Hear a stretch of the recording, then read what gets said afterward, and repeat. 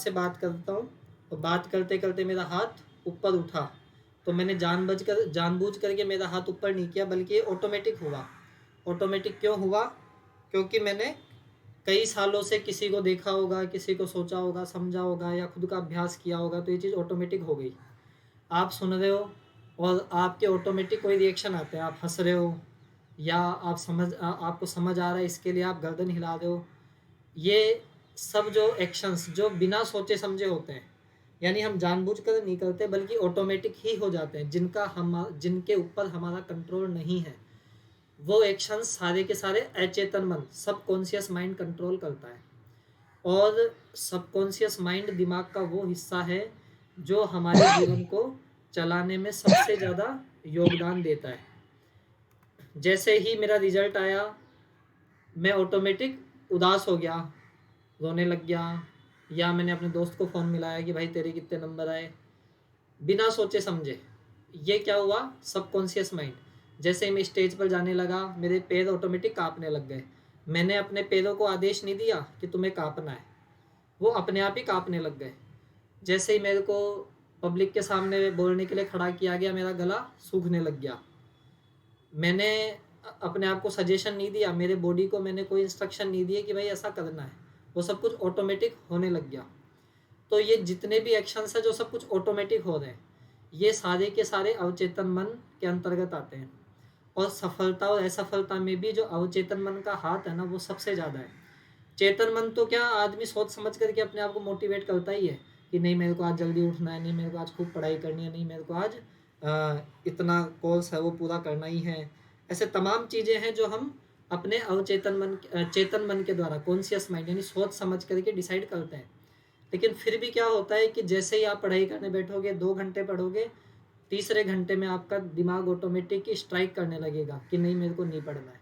तो ऐसा क्या हुआ कि आपका दिमाग पीछे हटने लग गया कि नहीं मेरे को तो पढ़ाई नहीं करनी है।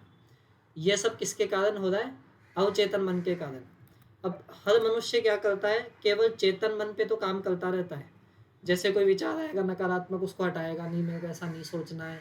और असफलता का विचार आएगा तो सफलता के बारे में सोचेगा, डर का विचार आएगा तो बहादुरी के बारे में सोचेगा। मतलब इस तरीके की चीज़ें हर आदमी करता रहता है चेतन मन के साथ, कॉन्शियस माइंड के साथ। लेकिन अवचेतन मन में क्या चल रहा है, उसको कैसे कंट्रोल करना है, उस पर किसी का भी ध्यान नहीं जाता।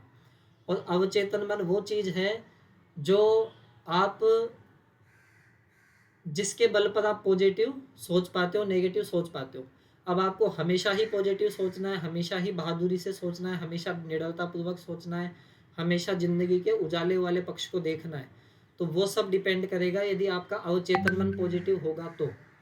मान लो सामने से कोई गाड़ी आ रही है, गाड़ी आते ही आप एकदम से डर जाओ कि नहीं ये तो मेरे को टक्कर मार देगी। दूसरा आप क्या सोचो कि नहीं नहीं ये आकर के ब्रेक लगा लेगी। दोनों चीज़ें हो सकती है, ऐसा नहीं है कि हमेशा पॉजिटिव ही होगा या नेगेटिव होगा, चीज़ें दोनों हो सकती है। लेकिन आपका मन किस ओर झुक रहा है? मन आपका ज़्यादातर नेगेटिविटी की ओर झुकता है, डर की ओर झुकता है, खुद को ख़त्म करने की ओर कि मेरा नुकसान हो जाएगा, मैं घाटा खा लूँगा, मैं मर जाऊँगा, मेरा अहित हो जाएगा, मैं फेल हो जाऊँगा, इसकी ओर झुकता है। ऐसा नहीं है कि हर आदमी, आप मान लो सामने वाला कोई व्यापारी आया, आप उसके साथ कोई एग्रीमेंट कर रहे हो, ज़रूरी नहीं है कि वो धोखेबाज है और ज़रूरी भी नहीं है कि वो ईमानदार है, दोनों चीज़ें हो सकती है। लेकिन आपका मन किस ओर झुक रहा है?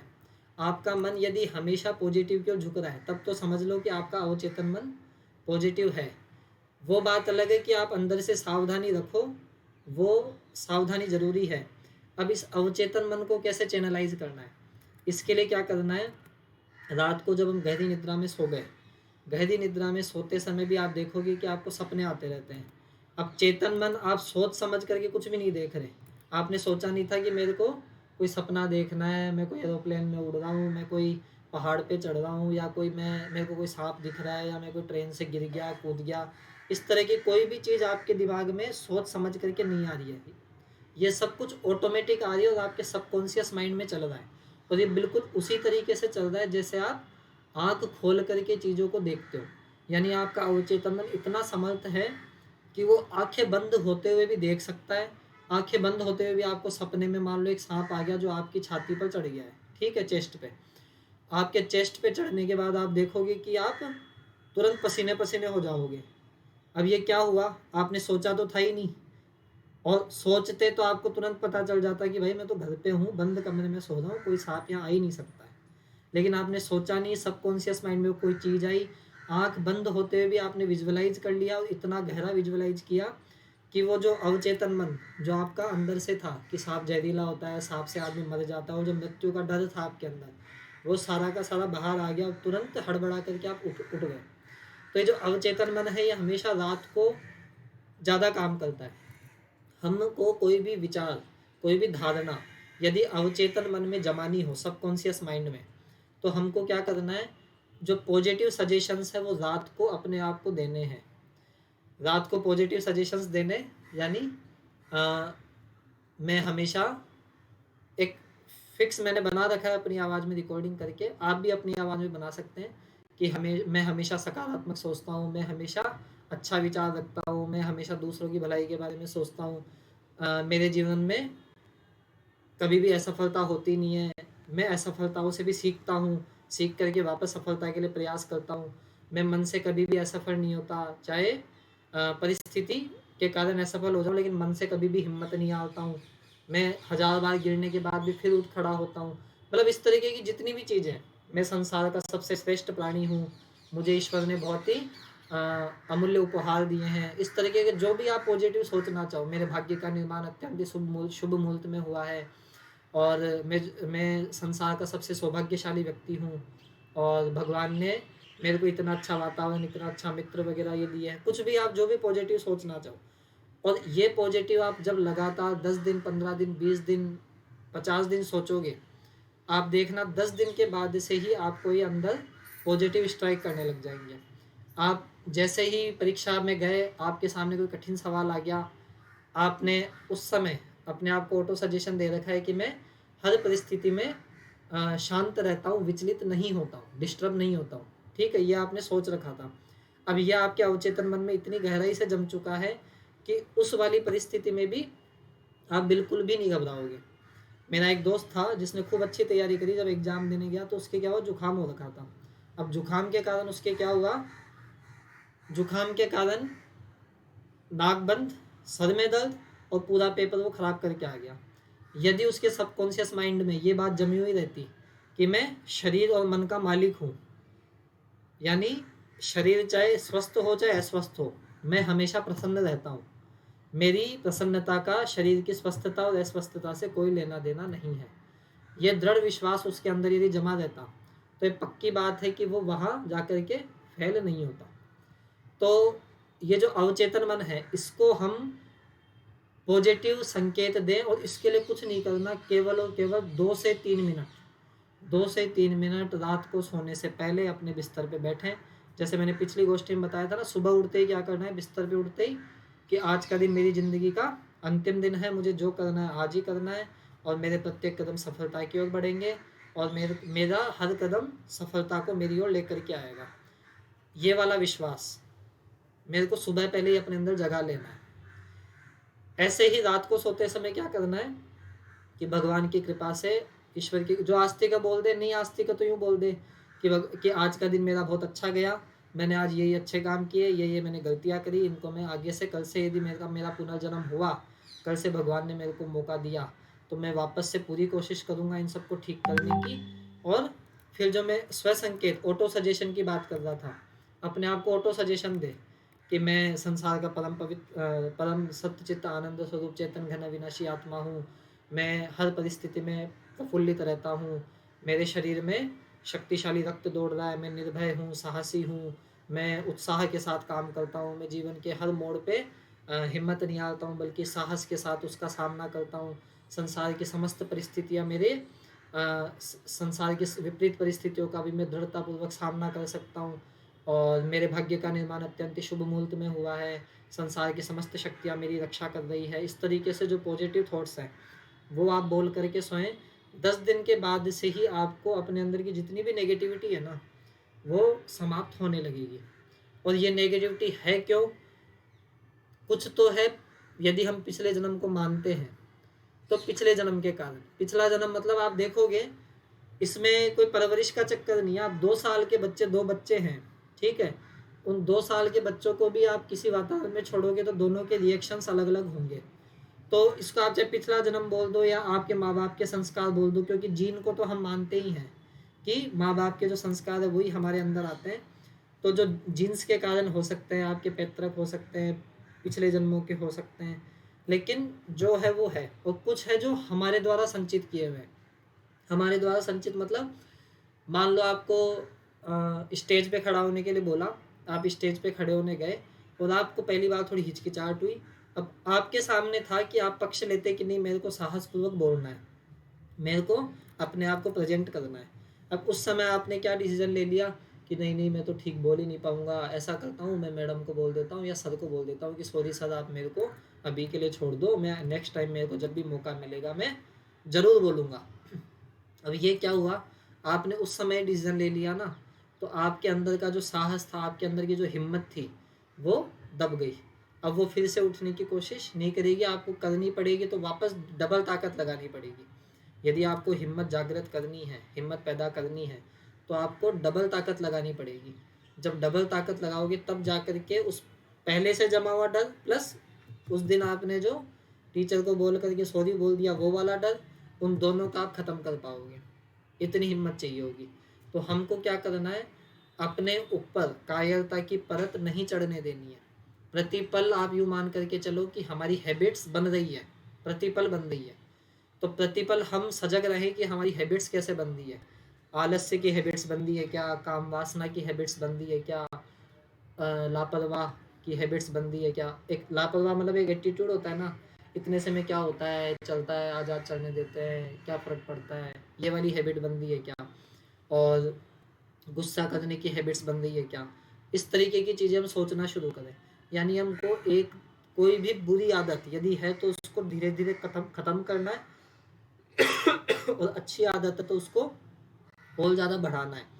क्योंकि शब्द जो होते हैं वही हमारे विचार, जो विचार होते हैं वही हमारे शब्द बनते हैं। जो शब्द होती है वही धीरे धीरे घटनाओं में परिवर्तित होती है। जो घटनाएं हैं उनके प्रति हमारा क्या रिएक्शन है, इसी से हमारा दृष्टिकोण का निर्माण होता है और उसी से हमारी आदतें बनती है। आदतों से ही हमारा संस्कार बनते हैं और संस्कार से ही व्यक्तित्व का निर्माण होता है। और व्यक्तित्व क्या है, पर्सनालिटी। हम हर कोई चाहते तो हैं कि हमारी पर्सनालिटी अच्छी हो, लेकिन पर्सनालिटी का मतलब हम नहीं समझते। पर्सनालिटी का मतलब हमने क्या समझ रखा है, बाहरी परिवेश, कि बाहर से आदमी कैसा है। कोई लड़की है, कोई हैंडसम लड़का आ रहा है, उसको देख करके बोलेगी इसकी पर्सनालिटी गजब है। या लड़के हैं, लड़की है, उसको देख करके कमेंट करेंगे। तो वो वास्तव में पर्सनालिटी नहीं है। पर्सनालिटी है व्यक्तित्व।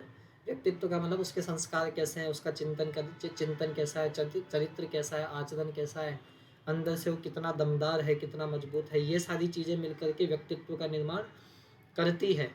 तो व्यक्तित्व केवल शरीर का नहीं है, बाहरी लुक का नहीं है। इसमें व्यक्तित्व में क्या क्या, शरीर, विचार, आपका मस्तिष्क, मन, बुद्धि और आपकी आदतें, संस्कार, ये सारा मिलकर के आपके चरित्र का, व्यक्तित्व का निर्माण होता है। तो हमको मेन फोकस इस चीज़ पर करना शुरू करना है। अब हम आते हैं आज के विषय पर। आज का विषय है हाउ टू डू प्लानिंग। सबसे पहले तो हम प्लानिंग की इम्पोर्टेंस समझे। मैंने पिछली गोष्ठी में बताया था, हम सब क्या है, फालतू की मेहनत करते रहते हैं। मतलब एक तो होता है स्मार्ट वर्क करना, एक होता है लेबोरियस वर्क करना। हर आदमी के पास घंटे लिमिटेड, हम जानते हैं 24 घंटे हैं। और वर्किंग आवर्स माने तो हर आदमी 8 घंटे या 10 घंटे अपना मेन काम करता है। चाहे पैसा कमाना उसका मेन काम हो, चाहे पढ़ाई करना मेन काम हो, जो भी है वो 8 से 10 घंटे करता है। अब होता क्या है कि एक आदमी 8 घंटे में ज़्यादा आउटपुट ला रहा है और एक आदमी कम आउटपुट ला रहा है। आउटपुट इन द सेंस, ऐसा नहीं कि मैं पैसे की बात कर रहा हूँ, वो हर चीज़ में हो सकता है। आप स्टूडेंट है, पढ़ाई कर रहे हैं, तो हो सकता है वो पढ़ाई आप कितना कर पाए उससे संबंधित हो। आप यदि बिजनेसमैन है, कमा रहे हैं, तो आपका आउटपुट कितना आप कमा पा रहे हैं। आप लेबर हैं, तो आपको मान लो लेबर हैं और आपको ऐसा ऑफर दिया जाता है कि जितने बल्ब आप बनाओगे उस हिसाब से आपको रुपए दिए जाएंगे।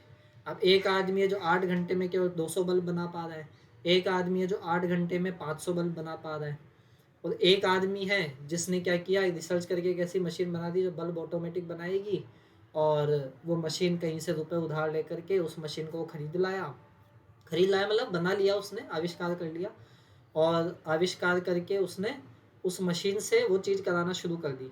मशीन काम कर दिया, आदमी खुद फ्री बैठा है। अब आप सोच करके देखो, वो 8 घंटे में वो मशीन 5,000 बल्ब बना रही होगी या 10,000 बल्ब बना रही होगी, फिर भी आदमी फ्री बैठा है। अब ये हुआ क्या, एक तो था लेबर वर्क, लेबोरियस वर्क, एक होता है स्मार्ट वर्क।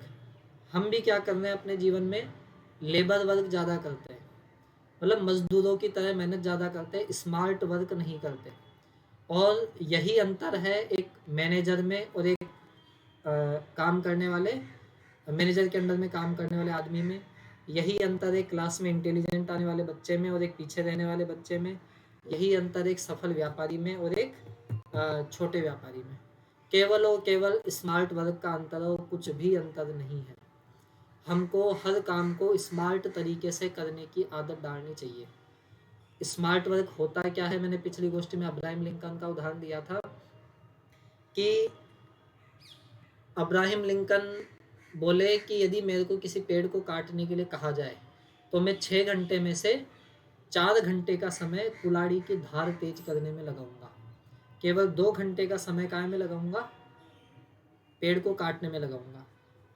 होगा क्या, कुल्हाड़ी की धार तेज होगी, एक चोट मारेंगे, एक वार से ही पेड़ गिर जाएगा। एक वार से मतलब आनुपातिक रूप से लगभग 10 गुना का फर्क पड़ जाएगा। हम क्या कर रहे हैं, दिन भर पढ़ाई करते हैं, कमाई करते हैं, खेल खेलते हैं, सोते हैं, सब में हमने स्मार्ट वर्क नहीं अपना रखा। हम क्या कर रहे हैं, लेबर वर्क कर रहे हैं, लेबोरियस वर्क कर रहे हैं, बस करते जा रहे हैं, जैसा बता दिया सुना दिया। खुद का जो चिंतन है वो हमारा कहीं खोसा गया है, खुद से हम काफ़ी दूर हो गए हैं। आज पेपर में एक लेख आया था, बहुत अच्छा लेख है, और जो लोग मोबाइल का इस्तेमाल करते हैं वो इस चीज़ को बहुत अच्छी तरह समझ पाएंगे। पेपर में एक लेख आया था, उसमें लिखा हुआ था कि वर्तमान की जो दुनिया है वो इन्फॉर्मेशन की दुनिया है, डेटा की दुनिया है। आपके पास इतनी इन्फॉर्मेशन, इतना डेटा आ रहा है लगातार कि आप कहीं खोते जा रहे हैं डेटा और इन्फॉर्मेशन में, और उसी में इतने गोते लगाते जा रहे हैं कि आप खुद से कहीं दूर हो गए हैं। फॉर एग्जांपल, अभी मैंने अपना मोबाइल हाथ में ले रखा है, ठीक है, मैंने इसका नोटिफिकेशन ऑन किया, एक मैसेज आ रखा है कोई ग्रुप में, एक मैसेज आ रखा है मेरे एक फ्रेंड का, ठीक है, एक ओटीपी आ रखा है कहीं से, एक दैनिक एक न्यूज़ एप्लीकेशन है उसका मैसेज आ रखा है कि कोई एक्टर था वो फिल्म की स्क्रीनिंग छोड़ करके चला गया, और ऐसे ही 2-3 न्यूज़ की ओर आ रखे हैं। एक जो रैपिडो एप्लीकेशन है उसका ऑफ़र आ रखा है कि आप ऐसे ऐसे ऑफ़र अवेल कर सकते हो। एक यूको बैंक से आ रखा है, एक ओला से आ रखा है, एक ईमेल का आ रखा है, ठीक है, एक खाता बुक से आ रखा है, जोमेटो से आ रखा है, और 5 पैसा से, मतलब इतने सारे यूट्यूब से आ रखे हैं, फ़ोन पे से आ रखे हैं, पेटीएम से आ रखे हैं। अब मैं क्या करूँगा, सबसे पहले कोई सा एक चलाऊँगा, मान लो ग्रुप का मैसेज देख लिया, फिर दोस्त का देख लिया, फिर दोस्त को कोई मैसेज किया, हो सकता है वह फ़ोन लग, मतलब उसका फ़ोन आ जाए, बात करने लग गए, फिर पता चलेगा चीज़ें छूट जाएगी, फिर दोबारा उठाऊँगा, देखेंगा न्यूज़ के 2 नोटिफिकेशन थे, इसको देखूँगा, फिर क्या करूँगा, ईमेल देख लूँगा, फिर आएगा कि फेसबुक का कोई नोटिफिकेशन, इस पर क्लिक किया, पता चला उसमें इतने सारे नोटिफिकेशन थे, फिर उसमें खो गए, फिर आगे चलूँगा, फिर पता चलेगा कि इंस्टाग्राम के नोटिफिकेशन आ रखे हैं, फेसबुक के आ रखे, मतलब तमाम प्रकार की चीज़ें हैं, डेटा इन्फॉर्मेशन, कि ये मेरे को मेरे मेरे तरीके से ज़िंदगी जीने ही नहीं देंगे, मेरे को सोचने ही नहीं देंगे कि मैं तो क्या था, मेरा लक्ष्य क्या था, मेरे को क्या करना था, और मैं इनकी ओर इतना खींचा चला जाऊँगा कि मैं इनसे छूट ही नहीं पाऊँगा। और इस डेटा और इन्फॉर्मेशन की दुनिया में हमको एक फ़िल्टर लगाना बहुत ज़रूरी है कि कौन सी चीज़ मेरे काम की है, कौन सी मेरे बिना काम की है, कहाँ मेरे को कितना टाइम देना है। मान लो मैंने कोई न्यूज़ ही देखी, ठीक है, कि पाकिस्तान ने भारत पे हमला कर दिया, मैंने देखा अच्छा ऐसा हो गया, मैं उसको चलाने बैठ गया। अब चलाने बैठने लग गया, अब फ़िल्टर मेरे को लगाना पड़ेगा कि क्या मैं इस न्यूज़ को देखूँ, न्यूज़ इम्पोर्टेंट है, देश हित की है, कि ठीक है मेरे को देखना चाहिए, लेकिन एक फ़िल्टर तो लगाऊँ। पता चले, आपको पता चला जयपुर में कहीं आग लग गई, ठीक है, अब वो आपके इंटरेस्ट मतलब आप आपसे रेलिवेंसी भी नहीं है, और कहीं वो जहाँ भी लगी है आप वहाँ कुछ कर भी नहीं सकते, और आपका कोई रिलेटिव भी नहीं रहता, आपका कोई लेना देना नहीं है, फिर भी आप उसको पढ़ रहे हो। हैदराबाद में आग लगी, आप उसको बैठ करके पढ़ रहे हो। ये चीज़ें क्या कर रही है, हमको हमारे टाइम को इतना ज़्यादा कंज्यूम कर दी है कि हम अपनी ज़िंदगी में फोकस नहीं कर पा रहे। और ज़्यादातर लोगों की ये समस्या रहती है कि हमारे पास टाइम ही नहीं है, टाइम पता नहीं कहाँ चला जाता है। ये जितने भी मोबाइल पे नोटिफिकेशन आ रहे हैं, ये सब है कंपनियाँ।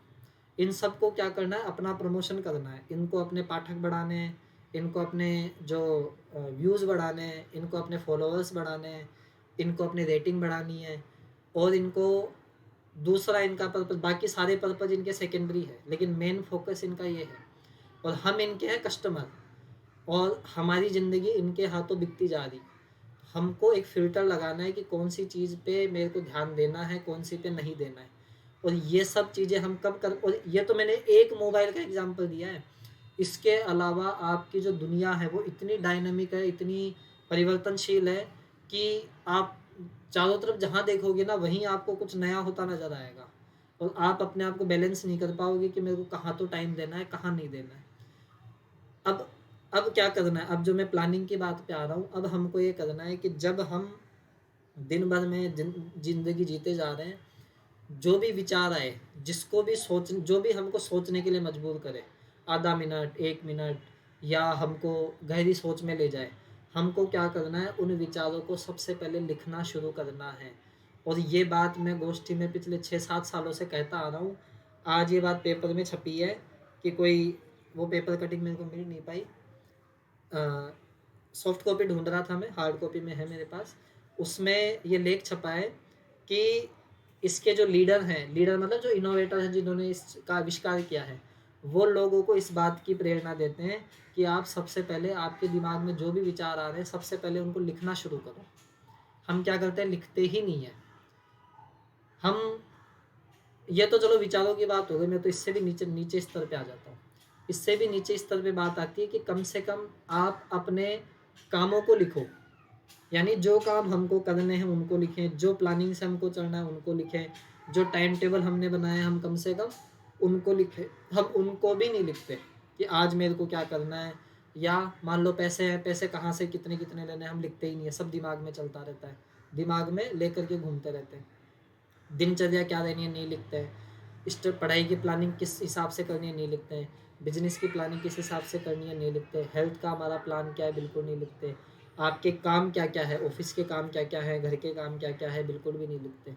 हम क्या करते हैं, सब कुछ अपने दिमाग में लोड लेके चलते रहते हैं। इससे भी तो हमको क्या करना है, सबसे पहले लिखने की आदत डालनी। हम, और ऐसा नहीं है, विचार हमारे दिमाग में इतने आते हैं, खूब सारे पॉजिटिव विचार आते हैं। एक वो है कि 1 घंटे में नहीं, शायद एक दिन में 60,000 से भी ज़्यादा विचार मनुष्य के दिमाग में आते हैं। आप सोच करके देखो, 60,000 विचार एक दिन में, उनमें से कितने काम के होते होंगे, कितने बेकार होते होंगे। इन काम के विचारों को कैसे इम्प्लीमेंट करना है, बेकार के विचारों को धीरे धीरे जीरो पे कैसे लेके आना है। जैसे आप, बहुत सारे लोग हैं जो स्टूडेंट है, वो ये सोचते हैं कि मैं पास होऊंगा या नहीं होऊंगा, फेल हो जाऊंगा, मेरा दोस्त आगे निकल जाएगा, मेरा भविष्य क्या होगा। और ये विचार आपके ऐसा है जो हर घंटे में 10 बार स्ट्राइक मारता होगा। जो बिजनेस के लोग हैं उनके दिमाग में क्या आता होगा, मैं सफल होऊंगा नहीं होऊंगा, पैसा कमाऊंगा नहीं होऊंगा, यही नौकरी करता रहूँगा क्या, कुछ बड़ा करूँगा नहीं करूँगा। ये बिजनेस वालों के विचार हो गए। जो घरेलू महिलाएं हैं उनके वैसे विचार आते होंगे। तो हमको क्या करना है, सबसे पहले विचारों को लिखना शुरू करना है। आप बोलोगे 60,000 विचार आते हैं, 60 को लिखे क्या? आप देखेंगे 60,000 विचार, हर कोई नया विचार नहीं होता। वो सब कुछ एक लिंकेज होता है, शाखा से शाखा जुड़ी होती है, ब्रांचेज सब ब्रांचेज रहती है। तो आपको क्या, बस मोटे मोटे विचार लिखो। जैसे मेरे हेल्थ में दिक्कत है, इसको मैं कैसे ठीक करूँ, ये एक विचार हो गया। अब इसमें सारी चीज़ें आ गई कि मेरे पैर में दर्द होता है, मेरे हाथ में होता है, मेरे हार्ट में दिक्कत है, मेरे दिमाग में दिक्कत है, मेरे कोई हड्डियों में दिक्कत है, कोई डाइजेशन से रिलेटेड सब चीज़ें इसमें आ गई। आपके पढ़ाई से संबंधित विचार है तो आ गया भाई, मेरे को इतनी परसेंटेज बनाने में कैसे बना पाऊँगा, ये एक विचार हो गया।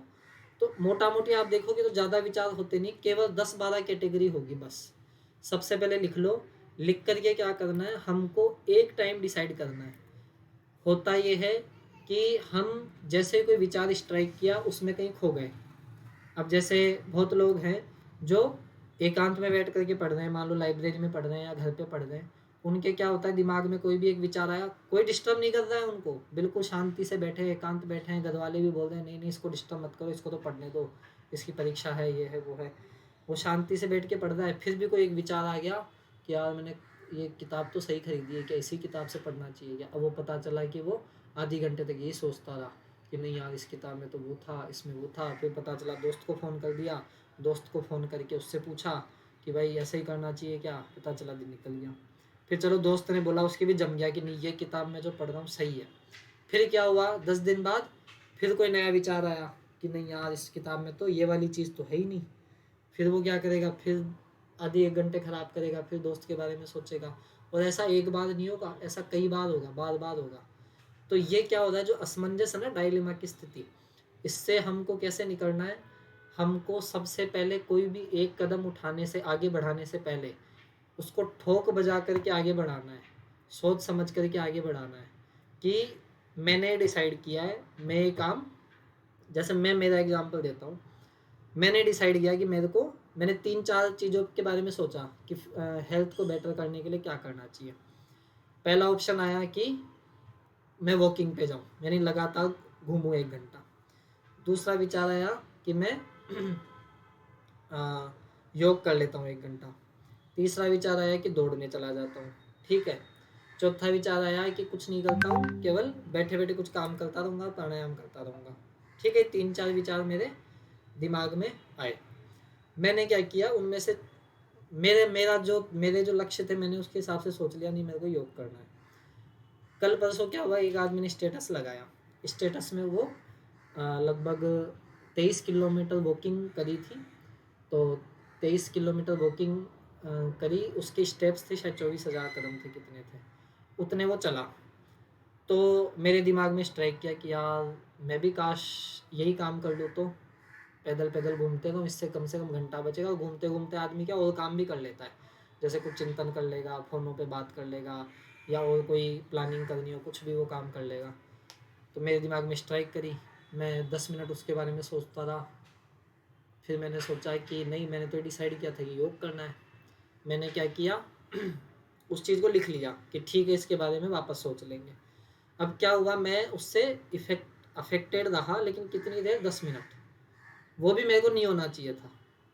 हो सकता है मेरे को उसको 1 मिनट में ही सोच लेना चाहिए था कि नहीं मेरे को लिख लेना है, ज़्यादा इसके बारे में नहीं सोचना, और इसके जब प्लानिंग करने बैठूंगा तब इसके बारे में मैं सोचूंगा अलग से। अब क्या हुआ, जब मैं प्लानिंग करने बैठूंगा तब मैं उसके बारे में बैठ करके सोचूंगा कि मैंने क्यों तो योग को सेलेक्ट किया था, अब क्यों मेरा झुकाव इस ओर जा रहा है, ये जो झुकाव जा रहा है ठीक है या नहीं है, अब मुझे क्या करना चाहिए, मेरे लिए बेटर क्या है। फिर मैं बैठूंगा, दोनों का कंपैरिजन करूंगा, फिर छांट लूँगा।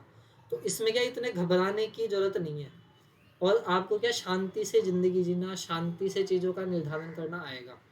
बहुत लोग हैं, खासकर लड़कियाँ, जो थोड़ी सी कोई घटना होती है ना तो घबरा जाती है, उनके दिमाग में टेंशन हो जाती है, वहीं से उसी के बारे में सोचती रहेगी। और जब तक उनको उसका सॉल्यूशन नहीं मिलता ना, उनको यूँ लगने लगता है कि नहीं मेरे को तो इसका तुरंत सॉल्यूशन चाहिए, और मैं इस बारे में सोच ही नहीं पा, मतलब और कामों में मैं सोच ही नहीं पा रही, मेरा सबसे पहले इस चीज़ से छुटकारा दिलाओ मेरे को कि ये करना चाहिए या वो करना चाहिए।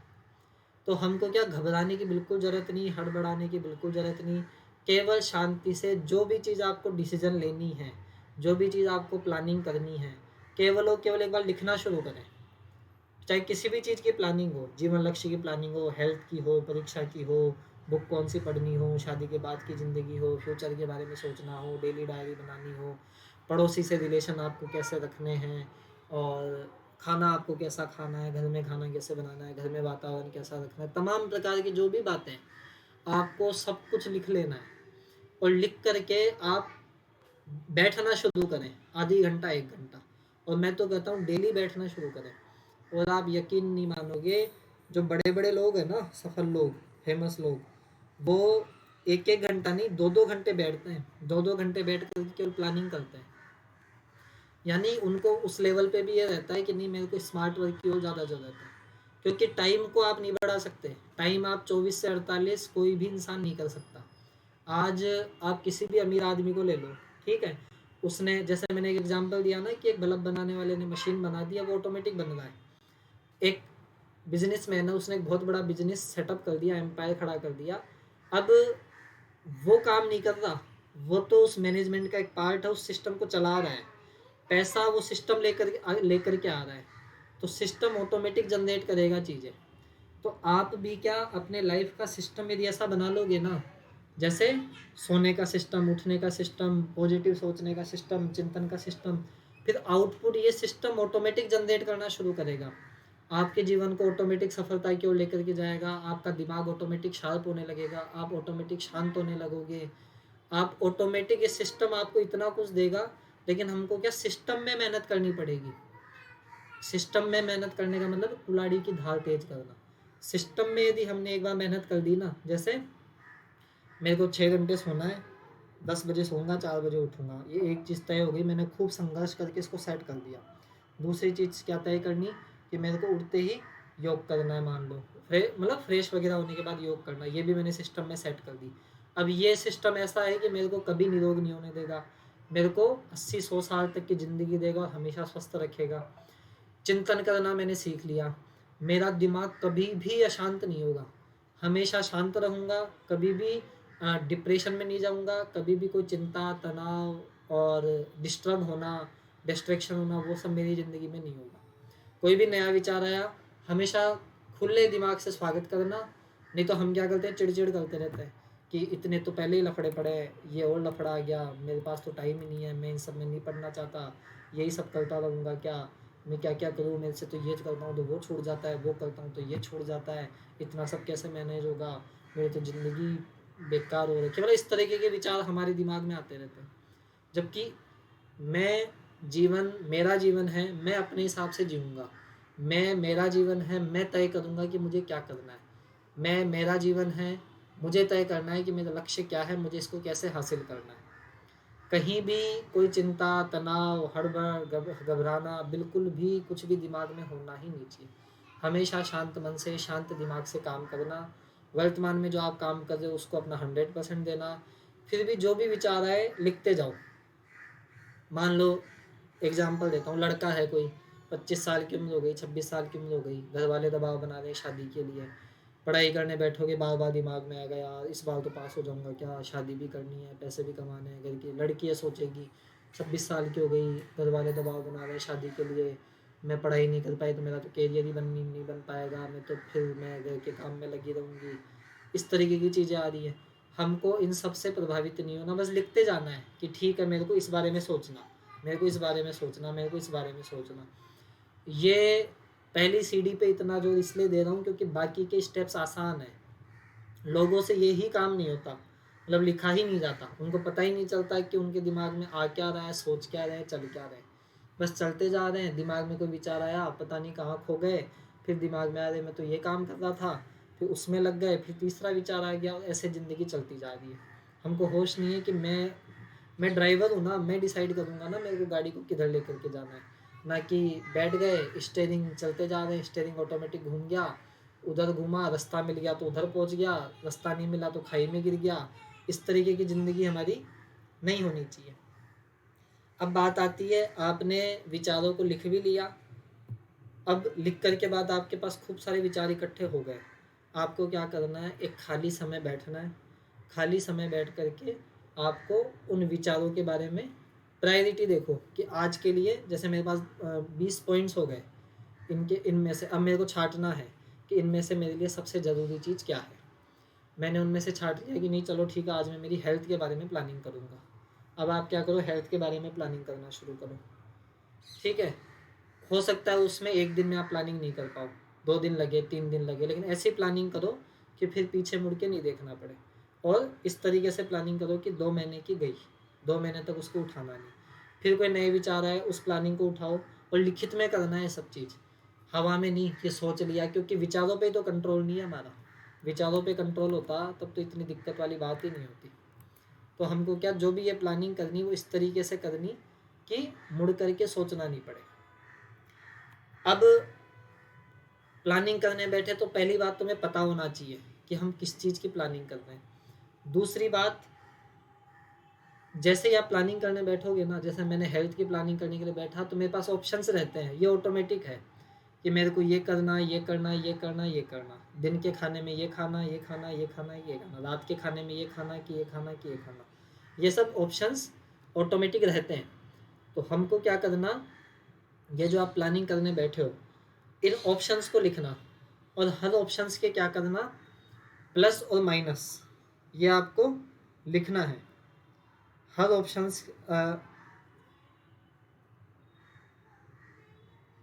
ऑप्शंस के आपको प्लस और माइनस लिखने हैं। जैसे ही आप हर ऑप्शंस के प्लस और माइनस लिखोगे वैसे ही क्या होंगे, एक ऑप्शन का आपको कुछ फ़ायदा लगेगा, कुछ नुकसान दिखेगा, दूसरे ऑप्शंस का भी हो सकता है कि आपको कुछ फ़ायदा लगे और कुछ नुकसान दिखे। तो उस केस में हमको क्या करना है, और ऐसा नहीं है कि किसी भी ऑप्शंस में आपको कोई भी फ़ायदा नज़र नहीं आए और किसी भी ऑप्शंस में आपको कोई नुकसान नज़र नहीं आए। हमको छांटना है बेस्ट आउट ऑफ वर्स्ट। हमको छांटना है क्या, बेस्ट आउट ऑफ वर्स्ट, मतलब जो अवेलेबल ऑप्शंस हैं उनमें से हमको बेकार में से अच्छा छांटना है। जितने भी आपके पास ऑप्शंस है उनमें से बेकार में से हमको अच्छा ऑप्शन छांटना है। और क्योंकि हम हमेशा सोचे कि हमेशा बेस्ट हो जाए, ऐसा जल्दी नहीं है, हो भी जाए नहीं भी हो, और चीज़ें बहुत सारी ऐसी होती है जो बाद में हमको पता चलती है धीरे धीरे। तो हमको क्या करना, बेस्ट आउट ऑफ वर्स्ट छांटना, जो धीरे धीरे आपको पता चलने लगेगा कि हाँ ये सही है कि नहीं है।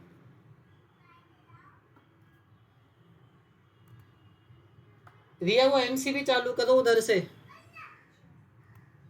तो हमको हमेशा क्या, बेस्ट आउट ऑफ वर्स्ट छांटना, और छांटने के बाद उस पर काम शुरू करना है। बेस्ट आउट ऑफ वर्स्ट काम शुरू करना है। जब हम काम शुरू कर देंगे तब क्या होगा, फिर उसमें कुछ बाधाएं आएंगी, कुछ दिक्कतें आएंगी, तो फिर लिख लो कि मान लो आपने सोचा है कि नहीं मेरे को तो 40 डिप्स रोजीना लगानी है, मेरे को स्वास्थ्य के लिए 40 डिप्स रोजीना लगाना शुरू कर दो। अब हुआ है कि 20 में दर्द होने लग गया या 30 में दर्द होने लग गया, और मन में प्रश्न आ गया कि इससे तो मेरे मांसपेशियों में दर्द हो जाएगा, या कोई ऑपरेशन हुआ है उसमें कोई दिक्कत हो सकती है। आप नोट डाउन कर लो कि क्या ऐसा करना ठीक है क्या, उस समय रोक दो, कोई दिक्कत नहीं है, नोट डाउन कर लो, फिर उसको प्लानिंग के समय बैठ करके सोचो। इस तरीके से हमको एक एक चीज़ पे काम करना शुरू करना है, और प्रतिदिन कम से कम 1 घंटे का टाइम हम लेकर के बैठे प्लानिंग पे। जितनी हमारी प्लानिंग अच्छी होगी ना, उतनी ही हमारी मंजिल हमारे नज़दीक आती जाएगी, और जितनी प्लानिंग हमारी बेकार होगी उतनी ही चीज़ें हमसे दूर चलती जाएगी। तो हमको प्लानिंग पे फोकस करना, प्लानिंग पे ध्यान देना, और प्लानिंग को अपनी ज़िंदगी का हिस्सा ज़रूर बनाना। और ये हर चीज़ की हो सकती है, आपके कोर्स की, पढ़ाई की, एग्ज़ाम कैसे फाइट करना है, अपने दिमाग को कैसे डेवलप करना है, कंसंट्रेशन कैसे बढ़ाना है, और आपके जो समस्याएं हैं, मान लो किसी की आलस्य की दिक्कत हो, पढ़ाई में मन नहीं लगता हो, इसकी दिक्कत हो, इसकी प्लानिंग कर लो। आप सिटिंग ज़्यादा नहीं हो, इसकी प्लानिंग कर लो। ज़्यादा देर बैठते हो कमर में दर्द हो जाता है, इसकी प्लानिंग कर लो। हर चीज़ की प्लानिंग करो। प्लानिंग नहीं करोगे ना तो चीज़ें क्या, हवा में लटकी रहेगी, हवा में झूलती रहेगी, हो गई तो हो गई, नहीं हुई तो नहीं हुई।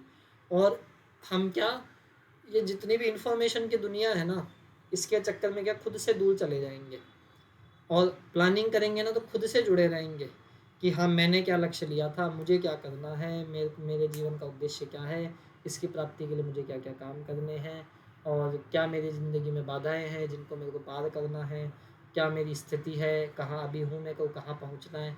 ये सारी चीज़ें हमारे दिमाग में होनी चाहिए। तो यहाँ मेरी बात आज की समाप्त होती है। अब आपके कोई प्रश्न हो तो आप पूछिए।